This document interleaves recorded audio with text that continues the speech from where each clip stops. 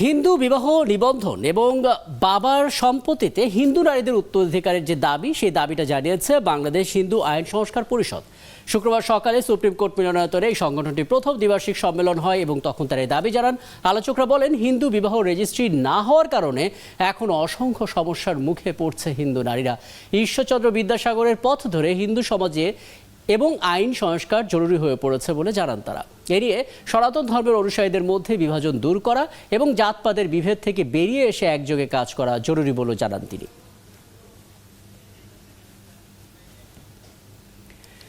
আমরা প্রগতির কথা বলি, কিন্তু হিন্দু আইনে বিবাহ নিবন্ধন, বিচ্ছেদ, ভরণপোষণ, অভিভাবকত্ব, দত্তক এবং সম্পত্তির সমান উত্তরাধিকার, হিন্দু নারীর এমন অধিকারগুলো সুরক্ষায় প্রয়োজনীয় পদক্ষেপ নিতে কেন নির্দেশ দেওয়া হবে না জানতে চেয়ে রুল দিয়েছেন হাইকোর্ট।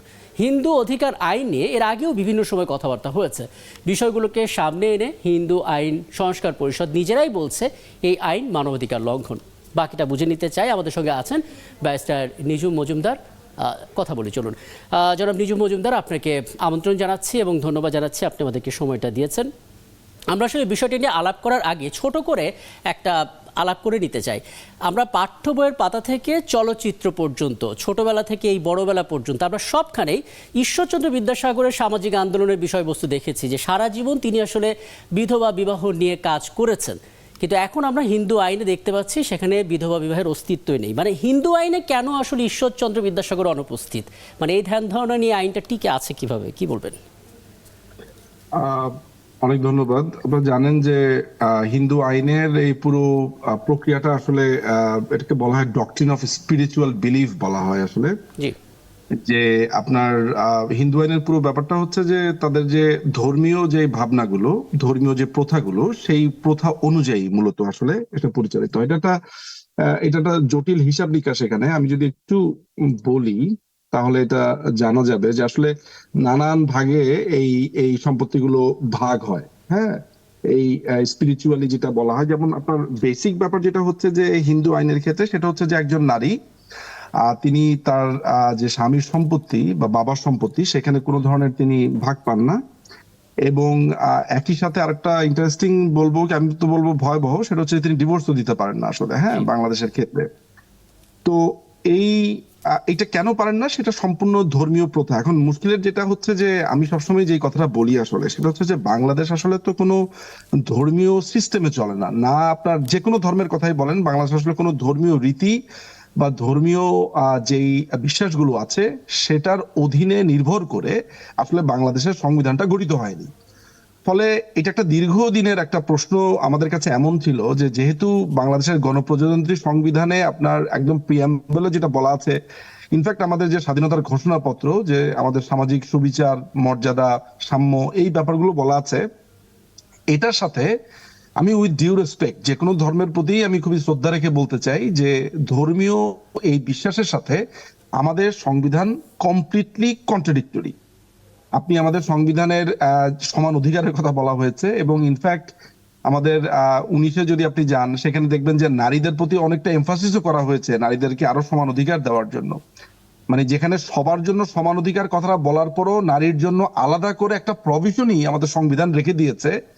এতে করে যে আমাদের ইন্টেনশনটা এটা প্রমাণিত হয় যে নারীরা যে অনেকটা কর্নার্ড, নারীদের ক্ষেত্রে অনেকটুকু বিভিন্ন ধরনের বৈষম্যের শিকার হতে হয়, এইটা কিন্তু রাষ্ট্র কোনো না কোনো ভাবে স্বীকার করে নিয়েছে। ফলে রাষ্ট্র তার সংবিধানেই আলাদা করে নারীদের জন্য একটা প্রভিশনাল সেট করে দিয়েছে। এরকম একটা অবস্থাতে যখন আপনার ধর্মীয় রীতিনীতিগুলো আমাদের আইনে জুড়ে বসে, সেটা আমাদের সংবিধানের সাথে খুবই সাংঘর্ষিক হয়। এটা দর্শকদের জন্য বলে নেওয়া ভালো যে যদি ধর্মীয় বিলিফ এবং আইন বা সংবিধান এই দুটোর মধ্যে সংঘর্ষ দেখা দেয় তাহলে সংবিধান প্রিভেল করে। এটা হচ্ছে আমাদের সংবিধান হচ্ছে রাষ্ট্রের সর্বোচ্চ আইন, supreme law of the country. ফলে এখানে কেউ যদি বলে যে ধর্মীয় রীতিনীতির কারণে আমি এটা মানবো না বা হতে পারে না, সেটা কমপ্লিটলি আমাদের সংবিধানের বাইরে এবং এটা পরিবর্তন। প্রথম প্রশ্নের উত্তরটা খুব চমৎকার করে পেলাম। এক্ষেত্রে যদি একটু বলেন, বুঝতে পারছি আমরা যে হিন্দু আইন সামনে আছে আমাদের, সেখানে দেখতে পাচ্ছি হিন্দু বিবাহে নিবন্ধন নেই, বাবার সম্পত্তিতে নারীদের অধিকার নেই, বাস্তবতাটা এমনই। কিন্তু সেক্ষেত্রে সনাতন ধর্মের নারীরা কিভাবে নিজেদের অধিকার ফিরে পেতে পারেন? মানে কোথায় যাবেন আসলে? এটার জন্য আপনি জানেন যে এই যে যেমন আজকেই বললেন যে সেমিনারটা আজকে হয়ে গেল, সেখানে কিন্তু একটা দীর্ঘ সময় ধরে সংস্কার প্রস্তাবগুলো দেওয়া হচ্ছে। ভারতও তার আইনকে পরিবর্তন করেছে।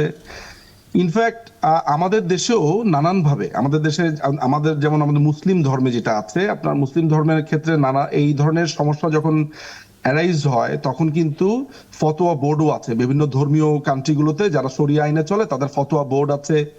সমাজের সাম্প্রতিক সমস্যাগুলোকে একীভূত করে তারা ওই সময়ের একটা যুগোপযোগী সিদ্ধান্তও নেয়। এই ধরনের অনেক ধরনের আপনার ইজমা কিয়াস যেগুলো সম্পর্কে আমরা জানি, হাদিস কুরআন এগুলো সম্পর্কে একইভাবে আমি মনে করি অন্যান্য ধর্মেও আসলে এই অধিকারের ব্যাপারগুলো সম্পর্কে তাদের যে, যদি এটাকে তারা মনে করেন যে কম্পাটিবল হতে হবে সংবিধানের সাথে, কিন্তু আমি বারবার একটা কথা বলছি যে এটা হয়তো অনেকে আহত হতে পারেন, আমি আহত করার জন্য বলবো না, সেটা হচ্ছে যে ধর্মীয় আইনের একটা বিস্তর ফারাক আছে।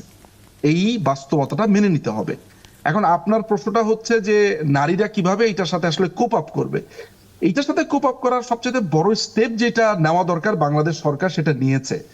কি নিয়েছে? অংশীজনের যে মতামত, অর্থাৎ বাংলাদেশ সরকার কিন্তু এর আগেও কিন্তু হাইকোর্ট রুল জারি করেছে, আপনি সেটা কথা বলেছেন। এবং এইটা নিয়ে বাংলাদেশে যারা হিন্দু ধর্মাবলম্বী নেতৃত্বস্থানীয় ব্যক্তিরা রয়েছেন, বুদ্ধিজীবী তারা রয়েছেন, তারা কিন্তু একটা দীর্ঘ সময় ধরে, গত অনেক বছর ধরে সেমিনার করছেন, কথা বলছেন। এটা একটা প্রধান কারণ কি জানেন? এটা একটা প্রধান কারণ হচ্ছে যে যারা এখনো প্রথাটা ভেঙে আসতে চান না, সেই জায়গাটাতে একটা জনমত তৈরি করা। আমার কাছে মনে হয় যে এই জনমতটা অনেকাংশেই তৈরি হয়েছে। আজকে দেখলাম যে শ্যামল দত্ত সাহেব উনি কিন্তু একটা কথা, সুন্দর কথা বলেছেন যে এখন অনেকে বিয়ে রেজিস্ট্রেশন করার জন্য আপনার মন্দিরের সামনে ঘোরাঘুরি করে, বিকজ তারা এটার প্রয়োজনীয়তা বোঝেন। তো ফলে এটা যে শুধু প্রথার জায়গাও না, এটা হচ্ছে আইনি অধিকারের ক্ষেত্রে এটা প্রয়োজন। আপনি একটা কথা চিন্তা করে দেখেন যে একটা সম্পত্তিতে শুধুমাত্র ধর্মীয় বিলিভের কারণে একটা নারী তার সম্পত্তি থেকে বঞ্চিত হচ্ছে। This is completely absurd. সুতরাং আমাদের রাষ্ট্র এটা খুব মানে ধাপে ধাপে ব্যাখ্যা করছেন, অনেকের কাছে বিষয়টা স্পষ্ট হচ্ছে। হাতে যেহেতু সময়টা কম, চট করে আরেকটা বিষয় ছোট করে একটু জেনে নিতে চাই। আজকে যেই সমাবেশটা হলো, দ্বিবার্ষিক যে সমাবেশটা হলো সংস্কার পরিষদের, তারা বলছিলেন যে সনাতন ধর্মের অনুসারীদের মধ্যে অজস্র বিভাজন, অজস্র জাতপাত আছে, অসংখ্য বিধিবিধান আছে, এসব থেকে বেরিয়ে এসে একযোগে কাজ করতে হবে। এখন বলাটা তো খুব সহজ, বাস্তবতা কতটা কঠিন, কতটা চ্যালেঞ্জিং, কি করতে হবে? বাস্তবতা চ্যালেঞ্জিং বটেই। ধর্মীয় কোনো বিষয়তে আপনি হাত দিবেন বা কোনো বিষয়ে কথাবার্তা বলবেন, এটা আমাদের মতো দেশগুলোতে একটু কঠিন। একটু কঠিন কারণ হচ্ছে যে আমাদের মূল্যবোধ, নীতি নৈতিকতা অনেকটাই ধর্ম নির্ভর। মানুষ ধর্মকে ভয় পায়, ধর্মের এটা জানেন আপনি। তবে আমার কাছে যেটা মনে হয় যে রাষ্ট্রের এই জায়গাটাতে সরকারের করণীয় আছে। আমার কাছে মনে হয় যে এই আইনটা পাশ করলে ধর্মের সাথে, আমি নানান ক্ষেত্রেই, আমি হিন্দু আইনেরও নানান জায়গাতে বা তাদের শাস্ত্র বা তাদের যে বিভিন্ন রকমের শ্লোক, যে বিভিন্ন উদাহরণও কিন্তু এখানে আছে যেখানে আমার কাছে মনে হয় যে এটা সংস্কার যোগ্য, এটার জন্য এগিয়ে আসা প্রয়োজন। বিশেষ করে যেহেতু হিন্দু ধর্ম নিয়ে কথাবার্তা বলা হচ্ছে, হিন্দু ধর্মের যারা ধর্মীয় বেত্তা রয়েছেন, যারা ধর্মীয় নেতা রয়েছেন, তাদেরকেও এই বিষয়টাতে এগিয়ে এসে এই যুগোপযোগী এই আইনটার ক্ষেত্রে সরকারকে সহায়তা করতে হবে। কারণ ধর্মীয় যে কোনো ব্যাপারে আপনার বাধা দেওয়া এবং অনুভূতির কথা বলাটা খুবই সোজা। আমাদের আইনও এসব ক্ষেত্রে আছে, যেটা খুবই ভয়ঙ্কর একটা ব্যাপার। কিন্তু এখানে যদি আসলে যারা ধর্মীয় নেতা আছে বা যারা দায়িত্বশীল ব্যক্তিরা আছে, বিশেষ করে এই সেক্টরে যারা কথা বলেন, কাজ করেন, তাদের গুরুত্ব অপরিসীম। কারণ আমি হুট করে ধরেন আইনটা করে দিল সরকার, এইটা নিয়ে দীর্ঘ আন্দোলন হলো। আপনার বক্তব্য যদি আমি ভুল না করে থাকি, আপনি যেটা বোঝাতে চাচ্ছেন যে ধর্মীয় যে প্রাজ্ঞজনরা আছেন তাদেরকে এগিয়ে আসতে হবে এই আইনের জন্য। আপনাকে অনেক ধন্যবাদ, আপনি আমাদেরকে সময়টা দিয়েছেন। আমাদের সঙ্গে ছিলেন মানবাধিকার আইনজীবী ব্যারিস্টার নিঝুম মজুমদার।